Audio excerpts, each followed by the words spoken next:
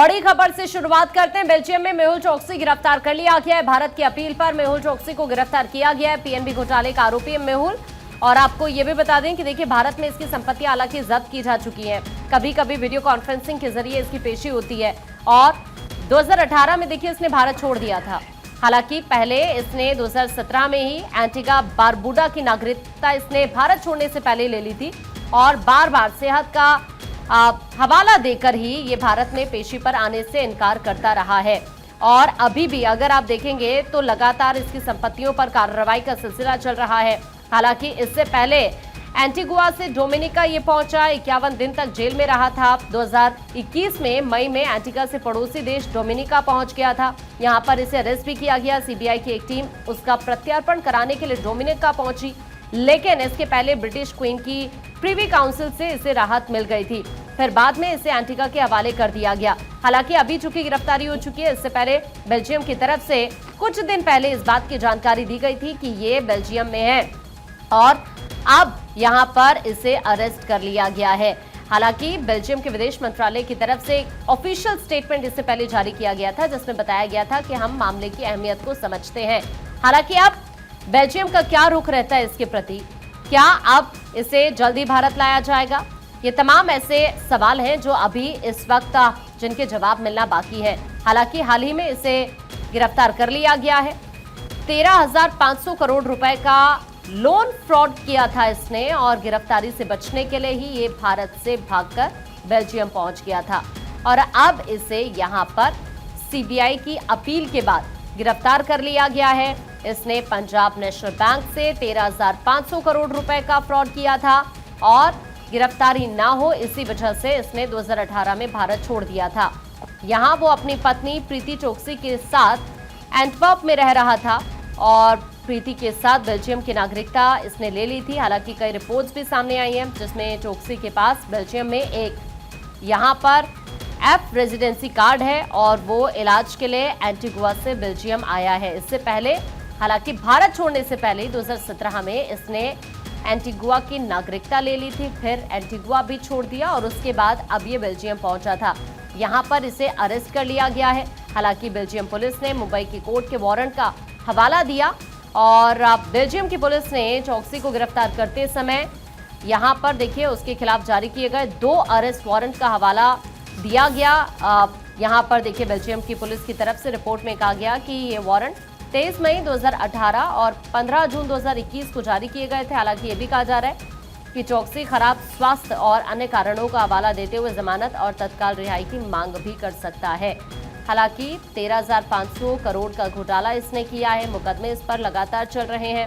हालांकि इस मामले में चोकसी का भतीजा नीरव मोदी भी आरोपी है जो लंदन में छिपा हुआ है और उसके प्रत्यार्पण का भी इंतजार किया जा रहा है।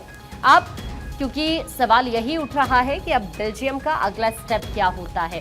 इससे पहले आपने देखिए तहव्वुर राणा की बात की जाए तो उसे भारत लेकर आया जा चुका है और जैसे तहव्वुर को भारत लाया गया था उसके बाद ही चोकसी को लेकर भी सवाल उठने लगे थे और अब इसकी गिरफ्तारी हो चुकी है। तो सभी यही जानना चाह रहे हैं कि आखिरकार अब अगला स्टेप क्या रहने वाला है, क्या इसे भारत लाया जाएगा जल्दी?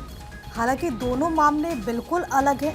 यहाँ पर पैसों के घोटाले का आरोप है मेहुल चोकसी पर और सबसे बड़ी बात है कि साल 2018 में देश छोड़कर वो भाग गया था, लेकिन क्या 7 साल के बाद उसके एक बार फिर से वापसी होगी और भारत में जो जुडिशियल सिस्टम है उसे होकर के गुजरना होगा, न्याय के दायरे में वो आएगा। क्योंकि देखिए इस पूरे मामले में जिस तरीके से पूरा घोटाला सामने आया था उसके बाद कई तरह के सवाल उठे। हालांकि जिस बात का जिक्र कांक्षा भी कर रही थी कि कार्रवाइयाँ हुई हैं, मेहुल चोकसी का यहाँ पर जो उनकी प्रॉपर्टीज़ हैं उस पर नकेल कसा गया है, उस पर एक्शन लिया गया है, सीज भी किया गया है। लेकिन मेहुल चोकसी पर अब एक्शन की बारी है क्योंकि इसे बेल्जियम से अरेस्ट कर लिया गया है। अब जाहिर है कि जो प्रोसेस होता है, क्योंकि आप देखिए प्रत्यर्पण आसान नहीं है, एक लंबा पूरा प्रोसेस होता है जिससे आपको होकर गुजरना पड़ता है। आपकी टीवी स्क्रीन पर इस पूरे मामले की टाइमलाइन क्या कुछ है वो भी आपको लगातार बताते हुए इस बड़ी जानकारी के साथ कि मेहुल चोकसी को बेल्जियम में गिरफ्तार कर लिया गया है। भारत की अपील पर ही उसकी अरेस्टिंग हुई है। हालांकि अब देखना बहुत ज़्यादा अहम होगा कि किस तरीके तरीके से प्रत्यर्पण होता है यहाँ पर, कुछ ऐसी दिक्कत आनी नहीं चाहिए, क्योंकि भारत की अपील पर है और क्योंकि भारत में मामले दर्ज हैं और इसी वजह से उसकी वहाँ पर अरेस्टिंग हुई है, तो जाहिर है कि कुछ टेक्निकलिटीज़ एज सच नहीं आएगी, क्योंकि वहाँ पर क्या उस पर केस लॉन्च हैं, इस तरीके को लेकर के कोई इन्फॉर्मेशन नहीं अभी इस संदर्भ में। लेकिन भारत में मेहुल चौकसी की जब बात होती है तो किस तरीके से जनवरी 2018 में वो और उसका भतीजा नीरव मोदी भारत छोड़कर भाग गए थे, उसके बाद 280 करोड़ रुपए की धोखाधड़ी का आरोप लगा, केस सीबीआई के पास पहुंचा, सीबीआई ने केस दर्ज कर लिया, जांच शुरू हुई। फरवरी 2018 में पीएनबी अपनी जांच पूरी करके बॉम्बे स्टॉक एक्सचेंज पहुंचा, वहां बैंक ने 11,380 करोड़ रुपए के अनाधिकृत लेन देन पाए। फरवरी के महीने में ही ईडी ने केस दर्ज किया था। 23 फरवरी को रीजनल पासपोर्ट ऑफिसर ने चौकसी के पासपोर्ट को रद्द कर दिया। अप्रैल के महीने में 2 महीने की जांच के भीतर घोटाला 13,850 करोड़ रुपए तक पहुंच गया और अब मेहुल चौकसी को गिरफ्तार कर लिया गया है। ये एक बड़ी सफलता भी है। बेल्जियम से ये बड़ी जानकारी। 2 खास मेहमान इस वक्त हमारे साथ मौजूद हैं। ब्रिगेडियर विनोद दत्ता इस वक्त हमारे साथ मौजूद है, इसके अलावा निपुण अलमबेन हमारे साथ मौजूद हैं, विदेश मामलों के जानकार। सबसे पहले आप दोनों का स्वागत करते हुए और निपुण जी आपके पास ही आते हुए, बेल्जियम से खबर है कि मेहुल चौकसी को वहां पर गिरफ्तार कर लिया गया है। हमारे दर्शकों को ये बताइए कि कितनी ये बड़ी सफलता है, आगे का जो प्रोसेस होता है प्रत्यर्पण का वो यहाँ से कैसे होगा? तो बात है कि प्रत्यर्पण तभी हम लोग कर पाते हैं किसी भी देश के साथ अगर हमारे देश के साथ ट्रीटी हो, यानी कि एक्स्ट्राडिशन ट्रीटी हो। तो बेल्जियम के साथ हमारी एक्स्ट्राडिशन ट्रीटी है, तो उसमें तो कोई दिक्कत नहीं आने वाली, क्योंकि पहले से हमारे बीच में ट्रीटी है। बात यह है कि अब हमारी ओर से जो हमारे एजेंसीज हैं, चाहे वो हम बात करें कि आपका जितने भी हमारे जो ईडी की हम बात करते हैं, सीबीआई की हम बात करते हैं, वो सीधा क्या करेगी, बेल्जियम गवर्नमेंट से बात करेगी और एक्स्ट्राडिशन की प्रक्रिया प्रारंभ होगी। उस प्रक्रिया में डिप्लोमेटिक रूप से भी होगा, हमारी जो एम्बेसी है वो उसमें सहयोग करेगी, इधर हमारे जो विदेश मंत्रालय वो सहयोग करेगा, यानी कि तमाम तरह की जो एजेंसीज हैं वो आपस में कोऑर्डिनेट करेंगी। और मुझे नहीं लगता कि बहुत लंबी प्रक्रिया लगने वाली है। बट लेकिन जैसे हम देख रहे हैं कि पहले की हम नीरव मोदी की बात करें, ब्रिटेन में उनका अब तक एक्स्ट्राडिशन नहीं हुआ है नीरव मोदी का। वो चौकसी के ही भतीजे एक जगह आपके नेफ्यू हैं, तो उनका अब तक नहीं हुआ है। तो मुझे लगता है उसको दिक्कत आएगी। पर बेल्जियम के साथ हम देखें तो जैसे पुर्तगाल से भी आपको याद होगा, अब्बू सलेम को हमने एक्स्ट्राडिशन किया था, अभी तो और राना का हमने अमेरिका से एक्स्ट्राडिशन किया है। तो भारत लगातार जो है दबाव, चाहे वो आर्थिक बिल्कुल सर, और अभी इससे पहले जिस तरह से राणा की गिरफ्तारी हुई, यहाँ पर उसको लेकर आया गया, इंडिया जिस तरह से उसको लेकर आया गया, तो उसी वक्त दोनों को लेकर भी क्वेश्चन जरूर उठ रहे थे कि अब अगली बारी किसकी है, क्योंकि इससे पहले भी हमने देखा कि भारत की तरफ से तमाम कोशिशें की गई हैं। दत्ता सर, मैं आपके पास आते हुए आपसे सवाल करना चाहूंगी, क्योंकि 2018 से ये गया और वहां पर जाने से पहले इसने नागरिकता ले ली थी, पूरी तैयारी के साथ यहां से निकल चुका था इतना बड़ा घोटाला करने के बाद। अब इस गिरफ्तारी को आप किस तरह से देख पा रहे हैं, और अगला स्टेप आपसे भी हम जानने की कोशिश करेंगे, क्योंकि जाहिर तौर पर भारत की कोशिश यही रहेगी। और बेल्जियम का तो स्टेटमेंट भी कुछ दिन पहले ही आया था, अभी 19 से 20 दिन पहले ही, कि यहीं पर मौजूदगी है, और अब 2 यहां पर रीजंस का हवाला देते हुए उसे गिरफ्तार कर लिया गया है। आप कैसे देख रहे हैं सर? देखिए, ये भारत के लिए बड़ी कामयाबी है, और क्योंकि मैं पीएनबी में सीनियर एडवाइजर भी रहा हूं और इस केस से भी काफी जुड़ा रहा था, क्योंकि जिस तरह से इन्होंने घपला किया था या लेटर ऑफ क्रेडिट्स इशू कराए थे मिली भगत से कुछ जो एम्प्लॉइज थे उनके साथ, और इन्होंने पहले ही प्री प्लान कर लिया था कि हम देश छोड़ के वहाँ चले जाएंगे।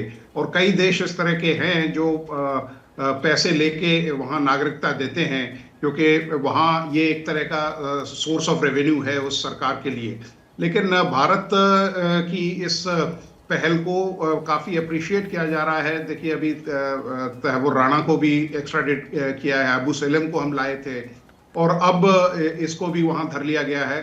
तो ये सब बताता है कि भारत की जो एजेंसीज हैं वो बिल्कुल बदस्तूर काम कर रही हैं, और किसी भी ऑफेंडर को, ये एक बहुत बड़ी मैसेजिंग है, कोई भी ऑफेंडर हो, चाहे वो इकोनॉमिक ऑफेंडर हो, चाहे वो दहशतगर्दी में इन्वॉल्व हो या एंटी नेशनल एलिमेंट हो, उसको चाहे वो पाताल में भी हो, भारत उसको निकाल के लाएगा। समय जरूर लगता है ऐसी प्रतिक्रिया में, ऐसी पूरी क्रिया में, क्योंकि दोनों देशों के जो कानून है, जो रवायत हैं, जो उनके पॉलिसीज हैं, उनको ध्यान में रखा जाता है। और जिस व्यक्ति को यहाँ एक्सट्रेडिट किया जाता है या उसको बुलाया जाता है यहाँ, तो उसके भी अपने कुछ राइट्स होते हैं, तो उनको वो एक्सरसाइज करता है। आप देखिए विजय माल्या के केस में यही हुआ है, जब उसको कहा था कि येरवड़ा जेल में उसको रखा जाएगा, तो उसने कई रेफरेंसेस दिए कि साहब वहाँ की जेलों की सुरक्षा ठीक नहीं है, हाइजीन कंडीशंस ठीक नहीं है।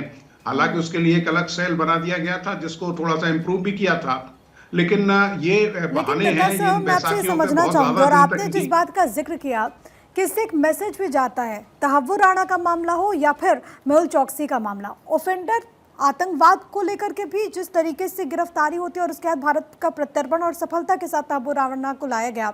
अभी इकोनॉमिक ऑफेंडर है मेहुल चौकसी। आप क्योंकि आपने बताया कि आप पीएनबी से जुड़े रहे, आप इस पूरे केस को भी बहुत अच्छे तरीके से समझते हैं, आपसे हम ये जानना चाहेंगे, क्योंकि जब मेहुल चौकसी की बात होती है उसने बेल्जियम की नागरिकता ले ली थी, अब क्या टेक्निकलिटीज रहेगी और आगे जब वो भारत आएगा तो भारत में जो इन्वेस्टिगेशन है इस पूरे प्रोसेस में वो कहां से जाते हुए आपको नजर आ रहा है और किस तरीके से इसने इस बड़े घोटाले को अंजाम दिया? क्योंकि जब ये पूरा मामला सामने आया था मुझे लगता है कि हम सब हैरान थे कि आखिरकार इतना बड़ा घोटाला पीएनबी बैंक के साथ कैसे कोई शख्स कर सकता है।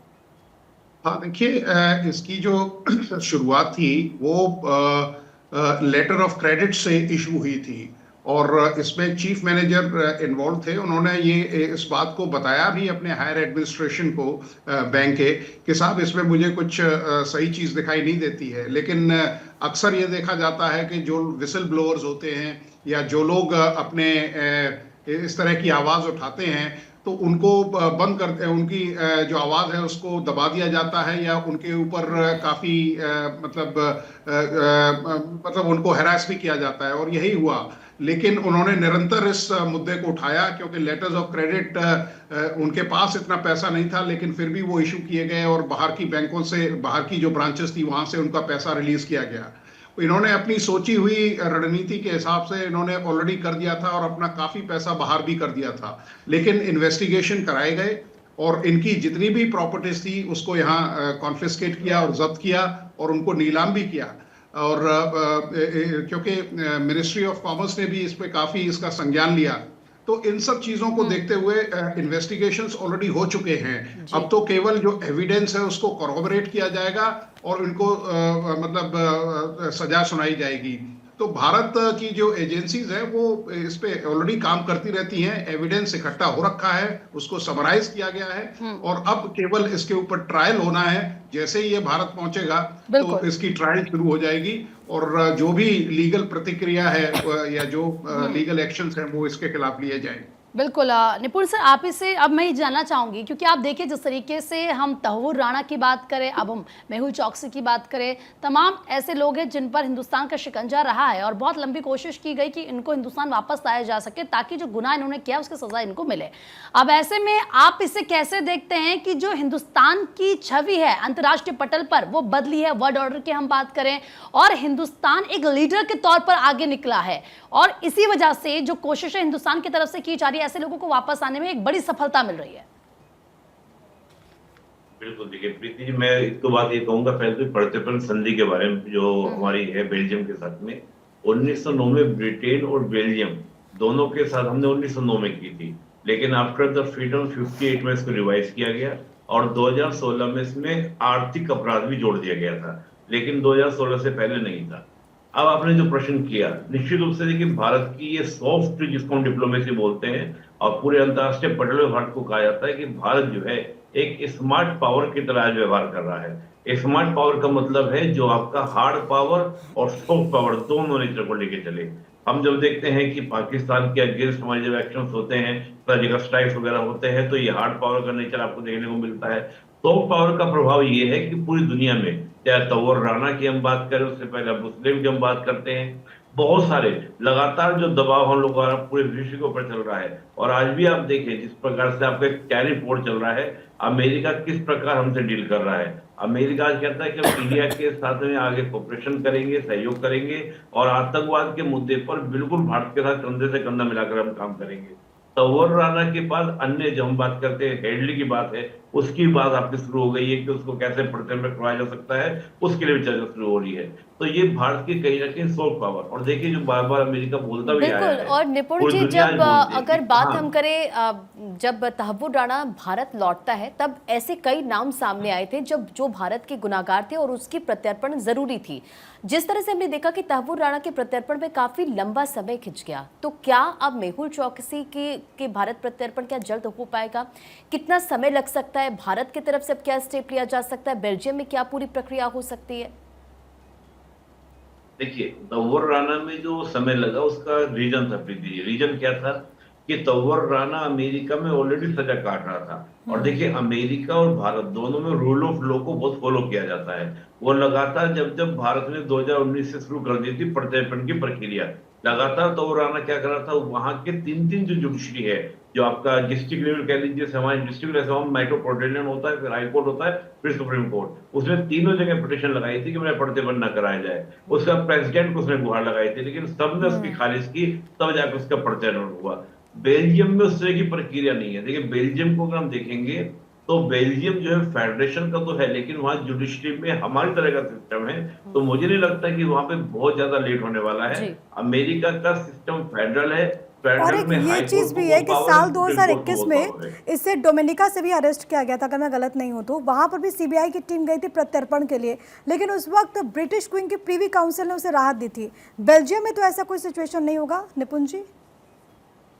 नहीं नहीं, देखिए ब्रिटेन की जब हम बात करते हैं तो ब्रिटेन का सिस्टम अलग है। ब्रिटेन की जो जुडिशरी है, जो आपने नाम लिया पीवी काउंसिल, पीवी काउंसिल पहले क्या थी कि ब्रिटेन की पार्लियामेंट के अधीन होती थी। 2010 से वो अलग हो गई है, तो उसको काफी सारी पावर मिल गई, उस पावर का उसने इस्तेमाल किया। और ब्रिटेन में हमारे और भी बहुत सारे अपराधी हैं। ब्रिटेन के साथ जो प्रत्यर्पण संधि है उसमें आर्थिक पहलू उतनी मजबूती से नहीं जोड़ा गया अभी भी, लेकिन 2016 से जब से बेल्जियम के साथ हमने आर्थिक अपराध भी जोड़ दिया है, तो यहाँ पर हमको प्रत्यर्पण कराने में बहुत लंबा जी। समय का इंतजार नहीं करना पड़ेगा। और यहाँ पर जुडिशरी में हायरार्की सिस्टम है। एक बार अगर सुप्रीम कोर्ट ने बेल्जियम के बोल दिया तो आपको इजीली क्या होगा, हम लोग इजीली चौकसी को ले आएंगे। तो चौकसी बिल्कुल। मुझे और अब लगता है भारत बेल्जियम का में बहुत अगला लंबा स्टेप समय क्या होगा, लगेगा। नजर सभी की इसी पर टिकी हुई है। बहुत बहुत शुक्रिया सर आप दोनों का हमारे साथ जुड़ने के लिए।